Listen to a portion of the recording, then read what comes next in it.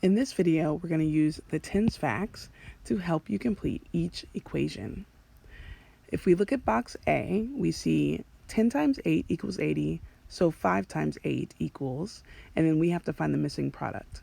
Now the first thing I'm going to do is I want to draw our focus only on the factors and not worry about the product for right now. So I've created these boxes, and I'm going to drag one of them, and I'm going to cover up that product, because I just want us to look at 10 times 8 and 5 times 8. And when we've been teaching multiplication, this symbol, I have told the students to think of that multiplication symbol as the words groups of. So if we read it in that way, we would have 10 groups of 8.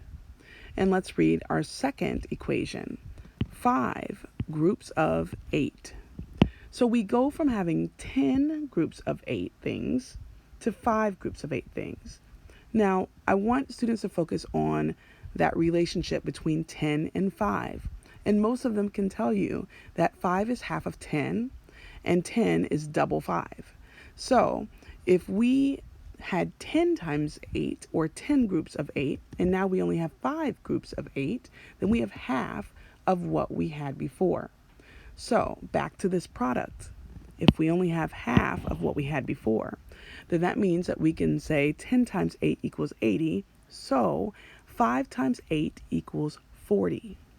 And I tell your students that if they know half of 8, then if they know half of 8 is 4, then they know that they just add that 0 back in after the 4 on their product. So our first equation is an example of multiples of 10. 10 times 8 equals 80. And our second equation is a 5's fact and an example of multiples of 5. So we're going to do that same thing for the other ones. Again, we can cover up that product so that we only see the information that we really need to figure out that we're showing half of our total or of our product.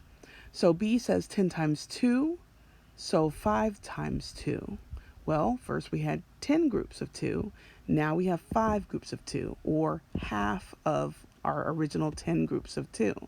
So if 10 groups of 2 is 20, then 5 groups of 2 is half of 20, which is 10. C, 10 times 4 and 5 times 4. Again, you have 10 groups of 4, and then you cut that in half to 5 groups of 4. So I'm going to move that back up there. I know that half of 40 is 20. I also know that half of 4 is 2. So if that helps me to think about it that way, then that is fine as well. We just have to remember to add that 0 back on after the 2. D, 10 times 6 equals 60. So 5 times 6 equals, and hopefully by this time you see that that is 30, because half of 60 is 30. Also, half of 6 is 3. So if we know that half of 6 is 3, or double 3 is 6, then we know half of 60 is 30, or double 30 is 60. Thanks for watching.